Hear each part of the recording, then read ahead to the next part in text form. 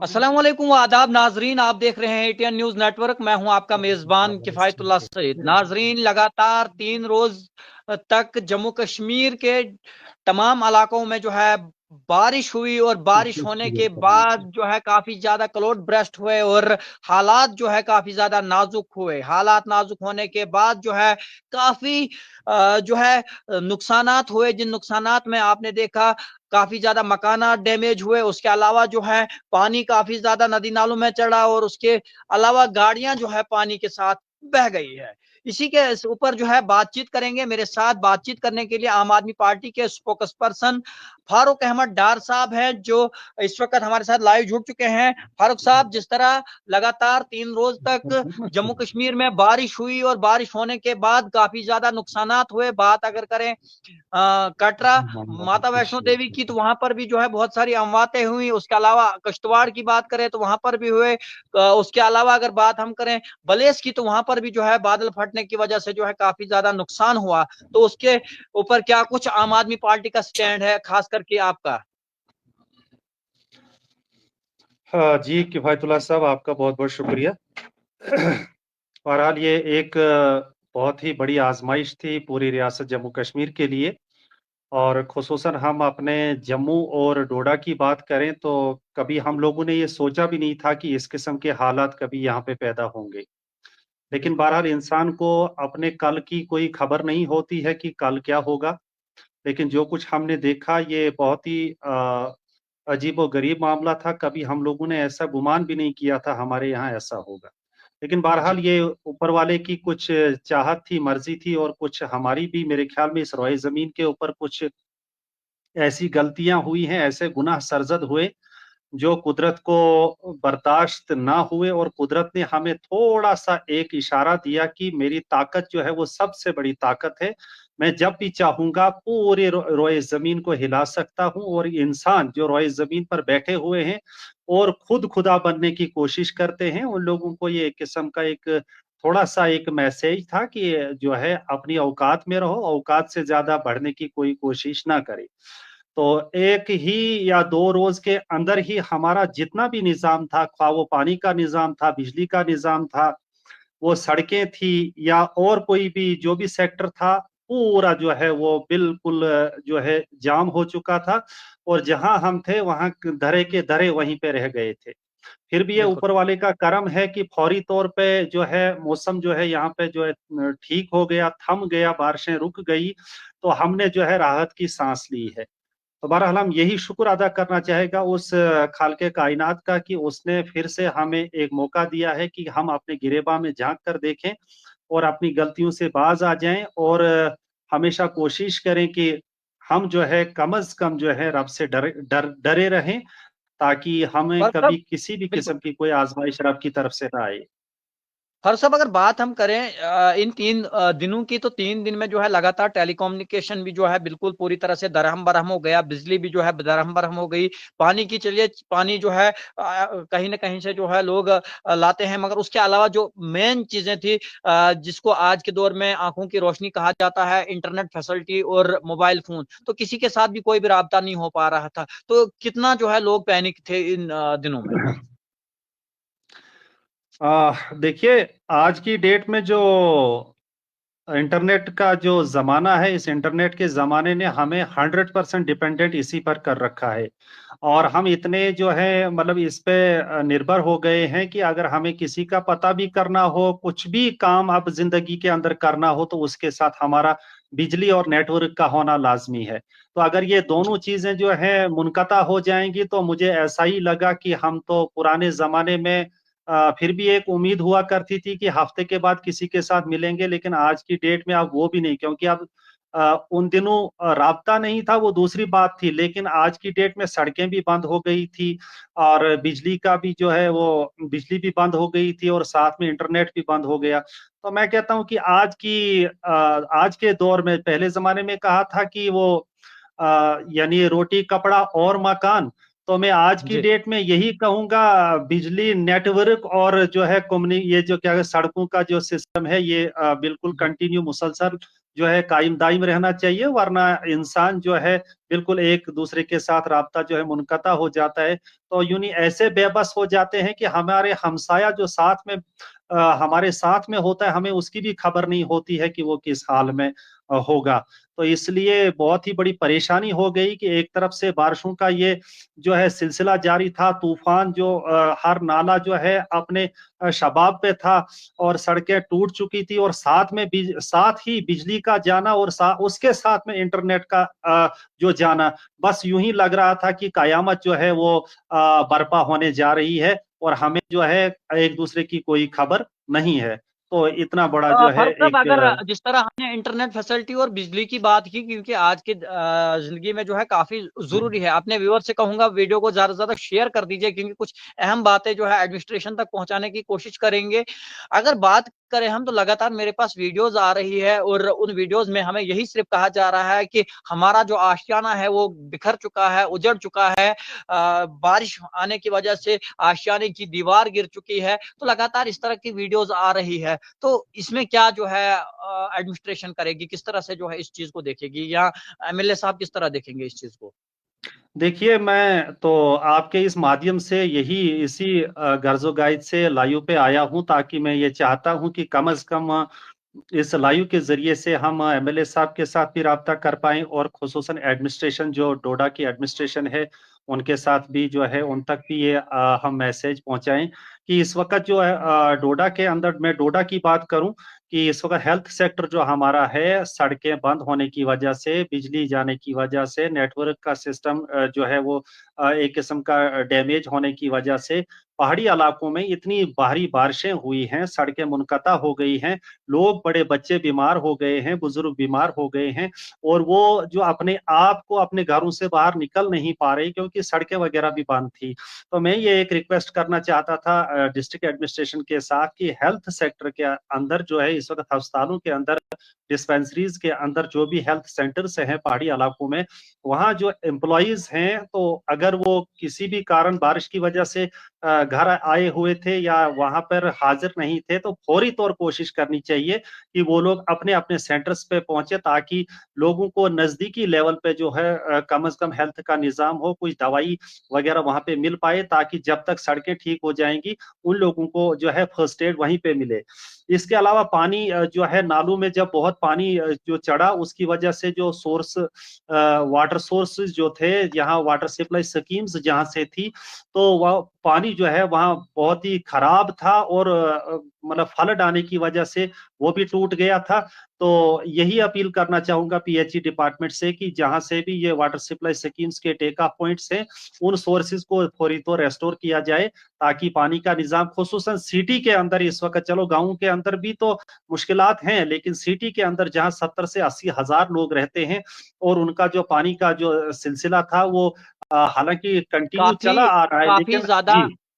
काफ़ी ज़्यादा हाउसेज़ जो है कोलैप्स हो चुके हैं, अभी तक काफ़ी ज़्यादा हाउसेज़ जो है कोलैप्स हो चुके हैं, अभी तक काफ़ी इन्फॉर्मेशन आ रही है बार-बार कि काफ़ी ज़्यादा मकान जो हैं, कच्चे मकान जो लोगों के होते हैं गाँव में, वो जो है गिर गए हैं। तो उनके लिए जो है क्या कुछ होगा? या उनकी जो दीवारें गिर गई है, पहले जो है नरेगा में लोग जो है उन दीवारों को लगा लेते थे, उनको नरेगा के अंदर जो है मिल जाता था वो, तो लगा लेते थे। तो अब जो है वो भी बंद हो गया है, तो उनको किस तरह जो है अब थोड़ा-सा ट्रैक पर लाने की कोशिश की जाएगी?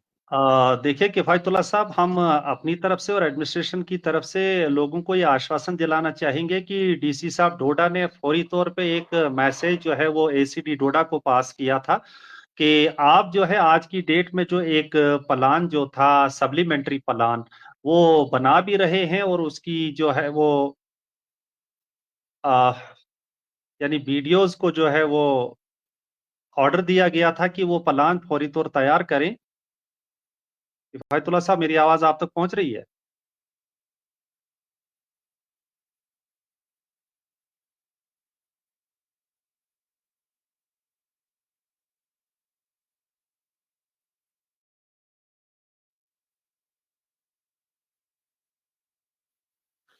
जी फारूक साहब, दरअसल आपको भी मालूम है कि नेटवर्क की जो है काफ़ी ज़्यादा इश्यूज़ है और बीच में जो है नेटवर्क चला गया था, जिसके कारण जो है मैं इंटरप्ट हो गया था।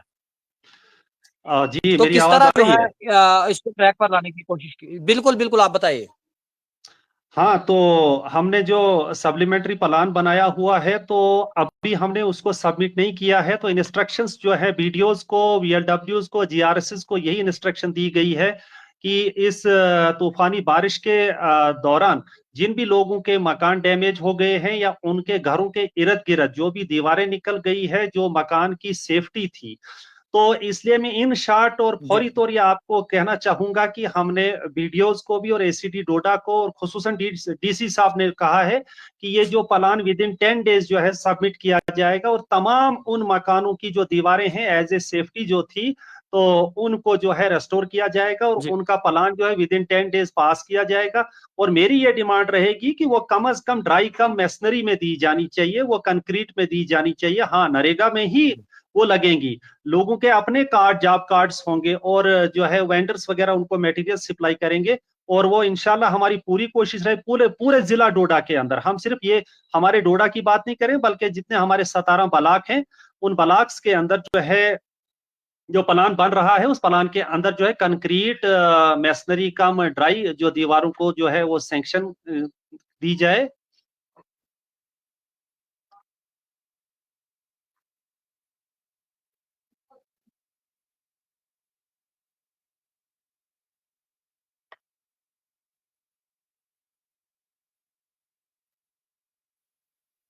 जी। लगातार जो है नेट में जो है इंटरप्शन हो रही है, उसके लिए मैं माज़रत चाहता हूँ। तो फारूक साहब, अब जो है आप कह रहे हैं कि हमने जो है एसीडी से बात की है और इसको जो है जो प्लान कुछ दिन पहले जो है चेंज किया गया था, उसको जो है उसी तर्ज पे उठाया जाएगा जिस तर्ज पे पहले रखा गया था। जो है आप कोशिश कर रहे हैं इस चीज़ को करने की। हाँ, कोशिश तो कर रहे हैं लेकिन कोशिश ही नहीं बल्कि ये 100% कन्फर्म है, क्योंकि आज जो है ये बहुत भारी नुकसान लोगों का हुआ है। तो इसलिए यही किया जाए, क्योंकि वक्त की जरूरत है कि प्रोटेक्शन वर्क्स जो हैं तमाम घरों के इर्द गिर्द दी जाएं, ताकि उन लोगों के मकान जो हैं वो कम से कम वो महफूज रहें।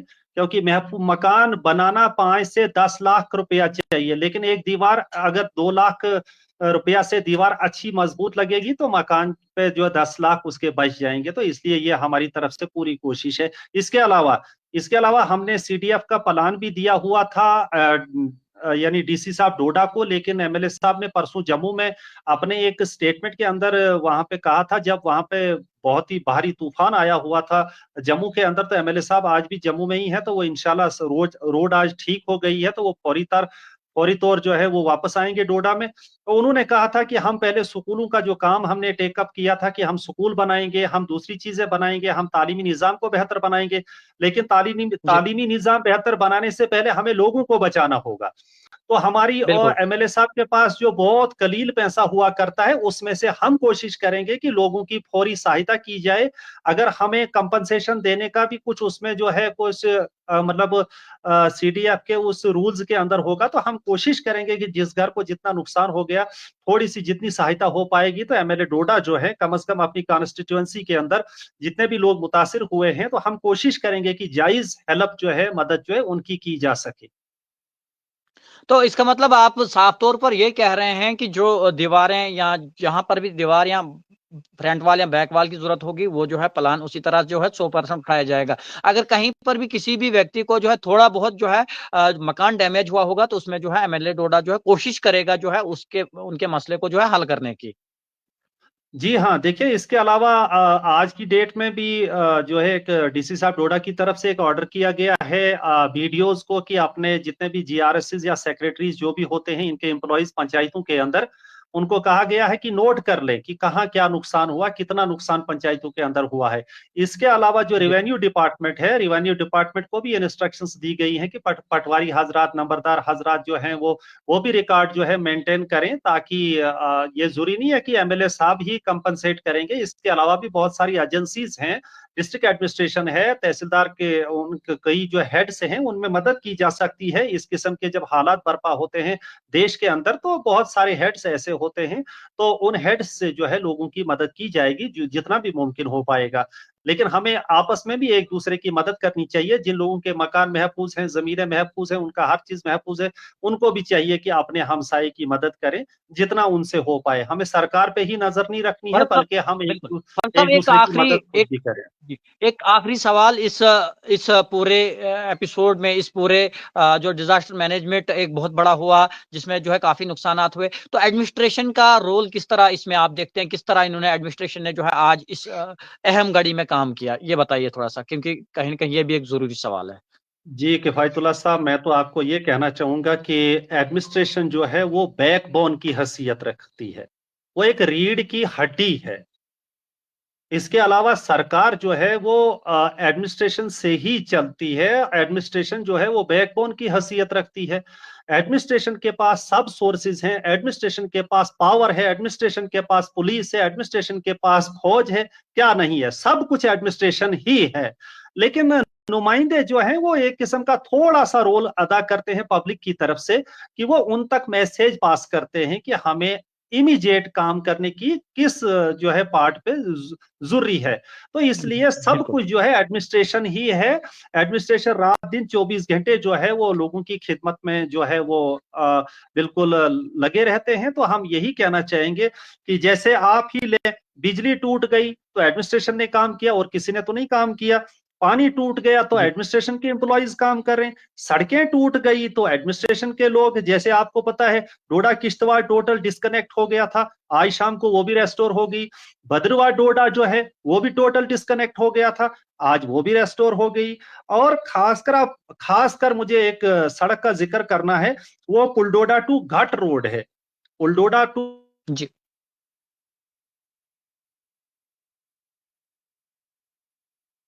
जी। जी।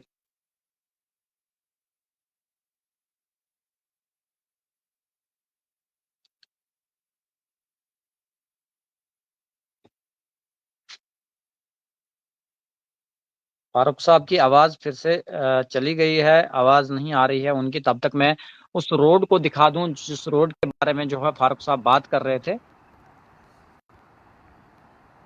फारूक साहब, ये रोडों की हालत है आज जो रोडों के ऊपर हुआ है, ये थोड़ा सा मैं आपको दिखाने की कोशिश करूंगा।